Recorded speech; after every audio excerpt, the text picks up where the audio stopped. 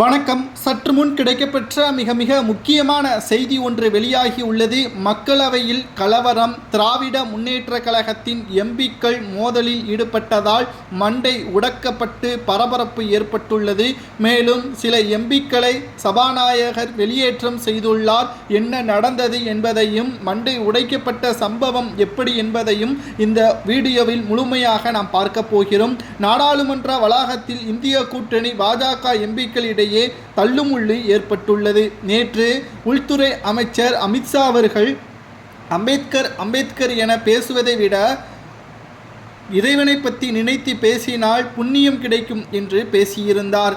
இதனை காங்கிரஸ் கூட்டணி எம்பிக்கள் திரித்து பேசிவிட்டதாகவும் அம்பேத்கரை இழிவாக அமித்ஷா அவர்கள் பேசிவிட்டதாக கூறி அம்பேத்கர் அவர்களது பதவியை ராஜினாமா செய்ய வேண்டும் என்று போராட்டத்தில் ஈடுபட்டுள்ளனர். இதற்கு விளக்கம் அளித்த அமித்ஷா அவர்கள், அம்பேத்கர் அவர்களை நாங்கள் தரைக்குறைவாக பேசவில்லை, எப்பொழுதும் பேச மாட்டோம். நாங்கள் அம்பேத்கர் அவர்களை உயர்வாக பார்க்கிறோம். அவருக்கு நாங்கள் ஆட்சியில் இருந்தபொழுதுதான் பாரத ரத்னா விருது வழங்கப்பட்டது என்றும் 1970ஆம் ஆண்டு நேருக்கு தன்னை தானே பாரத ரத்னா வழங்கி பெருமைப்படுத்தி கொண்டார். ஆனால் அப்பொழுது அம்பேத்கர் அவர்களுக்கு பாரத ரத்னா விருது வழங்கவில்லை என்றும் அமித்ஷா அவர்கள் குற்றம் சாட்டியிருந்தார். மேலும் இதனை மறைப்பதற்கும் எங்கள் மீது பழி சுமத்துவதற்கும் திமுகவின் கூட்டணி கட்சிகளும் குறிப்பாக இந்தியா கூட்டணியில் உள்ள பிற கட்சிகளும் எங்கள் மீது அவமரியாதை ஏற்படுத்தும் விதமாக பேசுவதாக அமித்ஷா அவர்கள் பேசியிருந்தார். இது அரசியலில் மிக மோசமான செயல்பாடு என்றும் இப்படி பேசுவதற்கு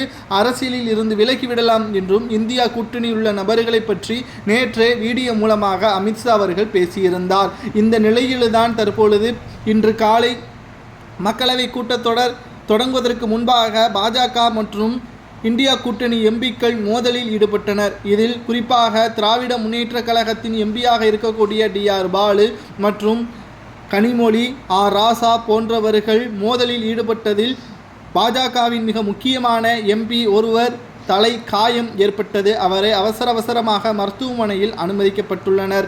இதனால் இருவருக்கிடையே மோதல் சுமார் 11 மணி வரை மக்களவையில் தள்ளுமுள்ளு ஏற்பட்டதால் அவை காவலர்கள் மூலமாக திமுகவின் எம்பிக்களை முதலில் வெளியேற்றம் செய்த சம்பவம் பரபரப்பை ஏற்படுத்தியுள்ளது.